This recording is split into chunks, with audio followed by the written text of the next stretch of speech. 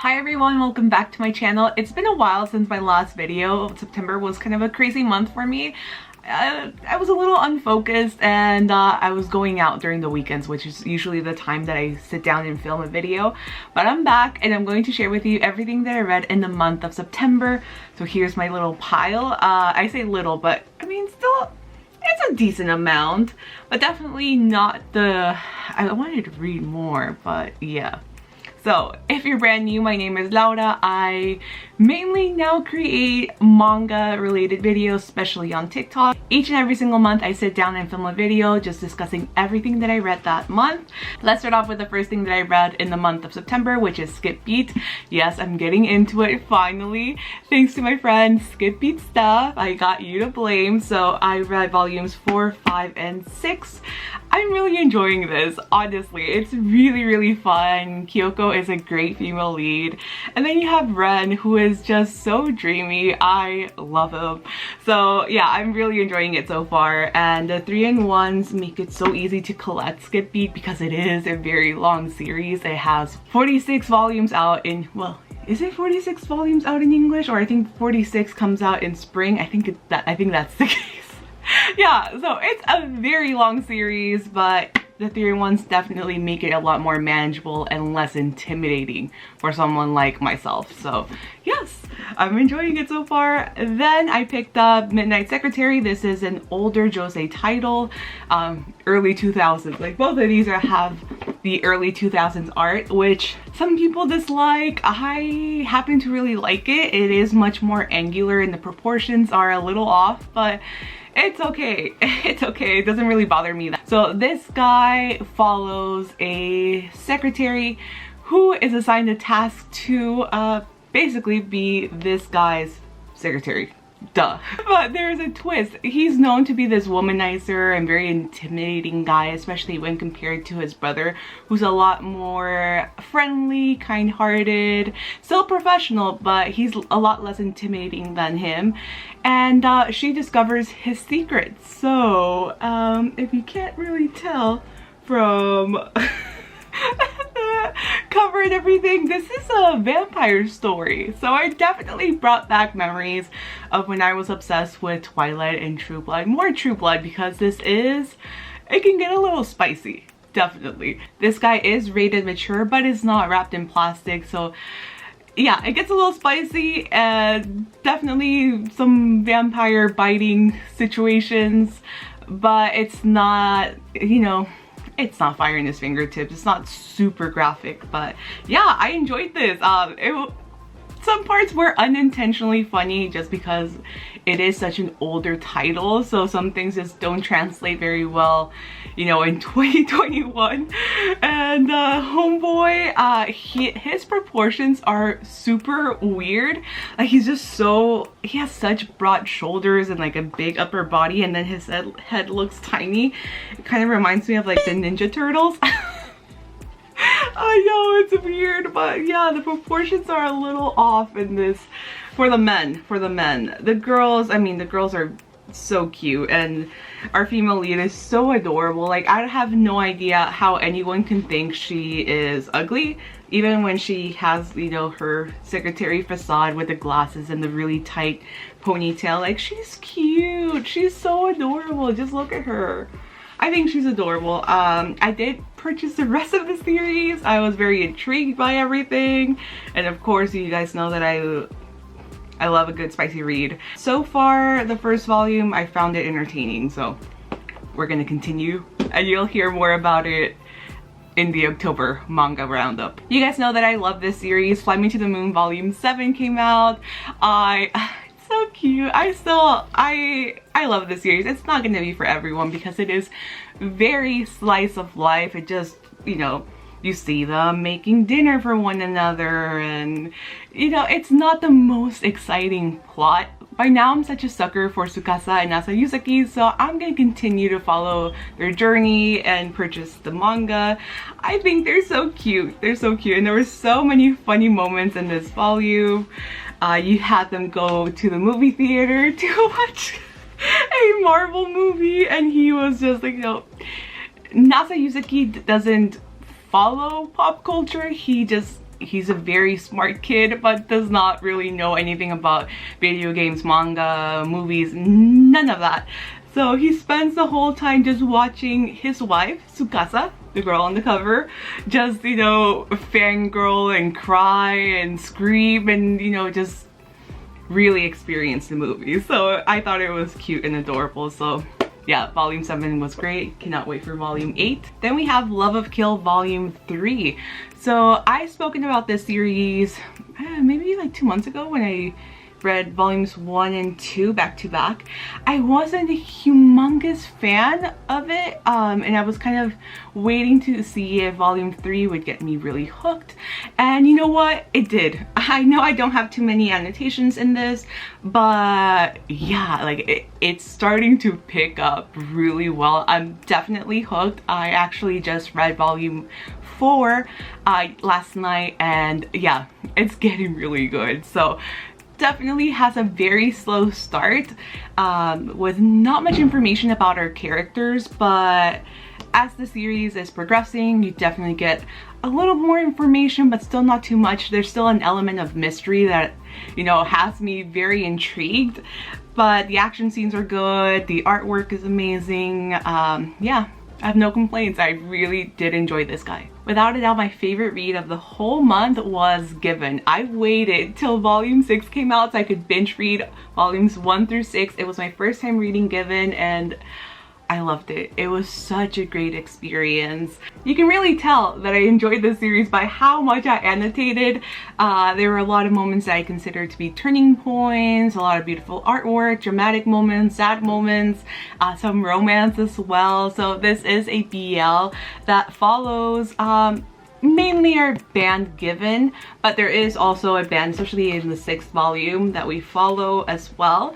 And yeah, it's beautiful for music fans who are really going to enjoy that kind of behind the scenes of them crafting the music, and you know, it's so good. I don't want to spoil it because it's so good. I thought it was going to make me cry because I've heard that it's really sad, and maybe the anime will get me. I don't know why I didn't watch the anime first and then read the manga. It's kind of weird. Sometimes I read the manga first and watch the anime, sometimes the other way around. So this time I read the manga first and I still need to watch the anime, so yeah. But loved it. Beautiful 6th volume. So many feelings, so many feelings. So if you have not read Given, I know some of the volumes are a little harder to track than others at this moment, but if you see any in stock, just pick them up. That's what I did. It took me a few months to get all 6 volumes, so yeah, it'll be worth it. Trust me, it will. Then we have another BL here. This is I Cannot Reach You. This is basically a shoujo manga, but make it a BL. It is wholesome, it is pure, it is just so damn sweet.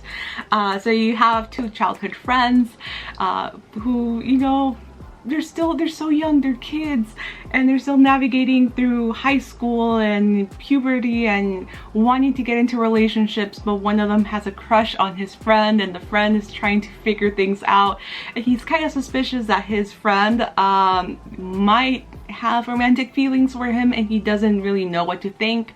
So yeah, there's a lot of confusion, things that both of them need to figure out.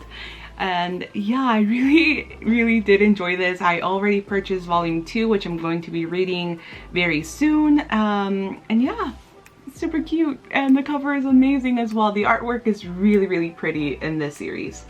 Then we have my favorite series. You guys know which one it is. It is Sweat and Soap, and volume 9 came out and it was a roller coaster of emotion. I know some people were concerned by the cover because it does look like they're breaking up, but this is not a breakup volume. Don't worry, nothing bad is happening between both of them. But I do want to give a trigger warning because this volume definitely affected me emotionally. This volume deals a lot with Asako's past, with her experiencing bullying and the trauma that came from that, and also just her being in a very just kind of closing herself out from other people and help and everything, and you know, just dealing with her depression her own way. So yes, if you are more sensitive towards the topic of bullying, then just go into this volume knowing that it does deal with that. That's a good portion of this volume. And for me, it brought back a lot of memories of when I used to get bullied. And it was very easy for me to put myself in her shoes. I would have reacted the exact same way because I've done the same thing as her. Yeah, I've done it. I've closed myself off. I've ignored help. And I tried to deal with it on my own. And then there comes a moment that, you know, people get really worried, and you just have to kind of like accept the fact that you need help. So yes, that's exactly what happens in this volume. It just makes the series, I've talked about it several times, it makes the series very relatable, and I like the way that Kitetsu, you know, navigates through maybe more harder to talk about topics, but things that people can relate to. Like, I've never seen like what happens in this volume portrayed in this way before. So yeah, I enjoyed it. It was a harder read for me. I probably don't see myself rereading this volume anytime soon, but it does add more to Asako's story. And also, I mean, he's such a good boyfriend. Like he's everything you could ask for if you are someone like her, like kind, supportive, patient. So yeah, really enjoyed this. It was a harder to read volume, but still enjoyed. We only have 2 more volumes left, and then Sweat and Soap is over in English. So sad. This was a recommendation by one of my friends. Her name is Chrissy, and yeah, she's a huge fan of Bite Maker. I've never read an Omegaverse story before. This was my very first time, and honestly, there were some parts in this that I was very confused. I was like, wait, what? I had to like, go back and reread, but it was very interesting. Yeah, maybe some parts might make people a little uncomfortable because they're high school kids, but the drama's good. I don't know, I'm intrigued. So I did buy volume 2. We'll see what happens. She gave me a heads up that volume 2 is a little bit more fucked up, but she said it was good, so I trust her.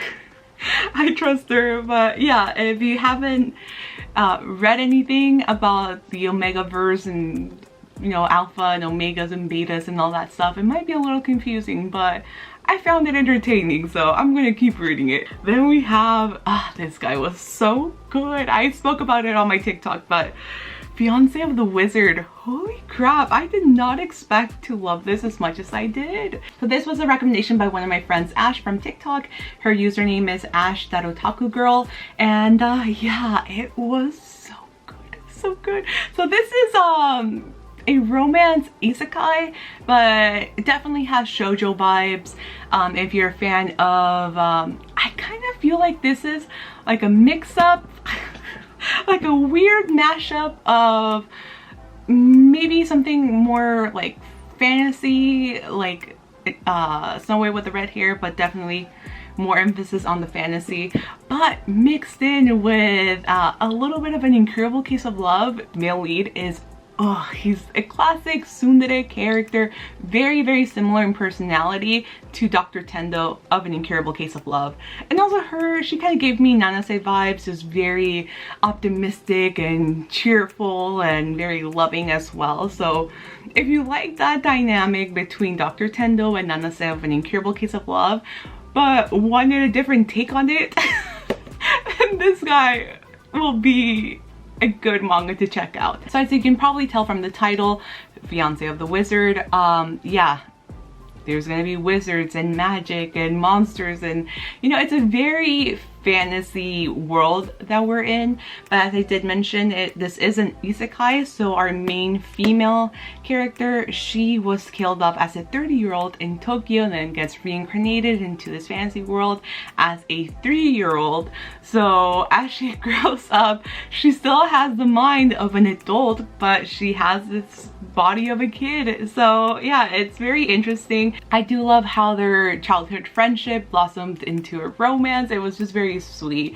And yeah, the whole, I mean, there's 3 volumes so far. The 4th volume comes out in November. It's so good. I mean, this was a light novel, so the storytelling is absolutely beautiful, and the artwork, I think this is by far one of the most beautiful mangas that I've seen. I mean, the artwork is just stunning. There's so many illustrations of flowers in this series that I absolutely love. The portraits are beautiful as well. But yeah, you can see more flowers.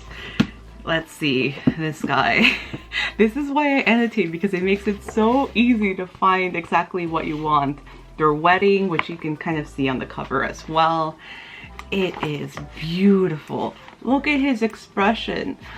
Yeah, the artwork is amazing. And I know some people already checked it out after I posted my review on TikTok and they really enjoyed it, so that makes me super happy. Super happy. So if you haven't checked it out and you've seen it at your Barnes & Noble or bookstore, definitely consider picking it up, especially if you're a romance fan, a shoujo fan. I think you'll really enjoy this guy. It was such a great find, so thank you, Ash, if you're watching. Ooh. This guy, oh my god, I need to censor this. Oh god, I should have brought a post-it. Oh, this works. Yeah, our next guy is an 18+ read. It's a hentai for the female gaze. This is called Intimate Days.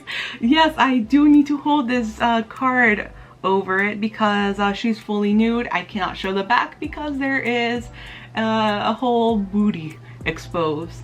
But this is a collection of short stories profiling different women that the mangaka has encountered while living in Japan. Yes, being a hentai, all the stories are very graphic, but that being said, I enjoyed this guy so much more than Shiori's Diary that I talked about in last month. Like, both of them are, you know, extremely graphic, but this one actually, like, I don't know, it just flowed a lot better, and some of the stories were cute. I mean, the ones that I highlighted were my favorite ones, and I found them adorable. So not only are different types of women profiled in this, different body types, but I mean, we're talking different body types in Japan. not American.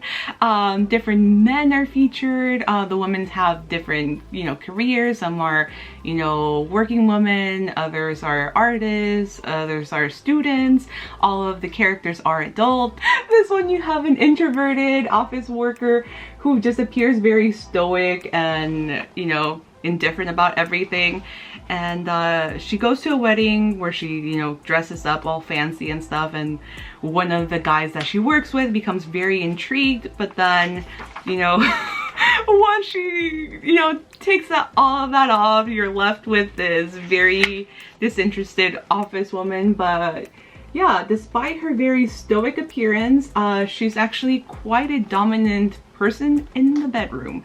So if you were looking for you know, for a more adult story that features not only submissive women, which is usually the case with you know, 18+ manga, if you wanted more dominant women, you'll get some in this manga, which was pretty refreshing, not gonna lie. So she's actually the girl on the cover. That's her. So that's all I'm going to say about Intimate Days. If you were interested in it, definitely look it up before you purchase it. It's not going to be for everyone. It is a 18+ adult read. Not so much plot, definitely more spice, but I enjoyed it. I liked it. So there's that. Then the last physical volume that I have is this is another Skippy 3-in-1, but I read volume 7. Volumes 8 and 9, I'm working through it. I just read volume 8 this morning. I'll finish volume 9 tonight. But yeah, still really enjoying it. And then the last thing that I want to talk about is a series that I read online. It doesn't have a published, like, a physical manga yet, and it's the only place where you can read it with an official English translation is on Renta, but they are really behind. If you follow me on TikTok, then you know. We have Talano, Renai, Nankata, Kikonai, this guy right here, which is honestly one of the best spicy reads that I've read. If you like titles such as Sweat and Soap, but wanted a little more spice, you have this guy, which is just so good. Chef's kiss, honestly. You have this is an office romance with a guy that looks like Nanami from Jujutsu Kaisen, but he's, you know, despite his appearance and, you know, all the women in the office just have googly eyes, like, he's hot. He's really bad with women because he gets easily aroused by them, so he tries to avoid any sort of interaction with women. No eye contact, no touching, no nothing, because he doesn't want to get aroused in a public space. Then he's assigned kind of an assistant. So we have homegirl with the bob hair. She's super adorable. I love her. And she notices how bad Kiritani is with women, so she volunteers herself to get him more comfortable with women, and that includes getting more comfortable with women in a more intimate way. So they embark on this kind of now I wouldn't say romance, but you know, you can definitely see that the sparks are flying throughout the volumes. I mean, not the volumes, the chapters that are out. And yeah, it's fun, it's spicy, and if you like Sweat and Soap, it kind of has that same vibes. Like, no one has the upper hand, so she knows about how bad he is with women, and he knows her big secret, which she has a smell fetish and she enjoys smelling him. So definitely has that Sweat and Soap Kotaro smell fetish vibes. But she's adorable. He's funny and adorable in his own way as well. So it's a great read. I really enjoyed it. I really hope it gets published. Even if it's in Japanese, like, I would buy that. Like, it was such a good read. So there are currently 7 chapters that are translated by a fan. So if you want to read that, definitely go check it out. I will link it down below. But I will also be linking Renta if you wanted to buy it digitally. But as I mentioned, they are really behind. They only have 5 chapters available, and I just heard the chapters 8 and 9 were published in Japanese, so hopefully we'll get it in English very soon. But yeah, that's all I read in the month of September. I didn't do that good of a job, but you know, I can't really complain. The only thing I can do is get some more reading done in October. So if you're brand new, make sure to subscribe and make sure to follow me on TikTok for more manga related content. My username is Neuzeth, and I will see you guys very soon in my next video. Bye!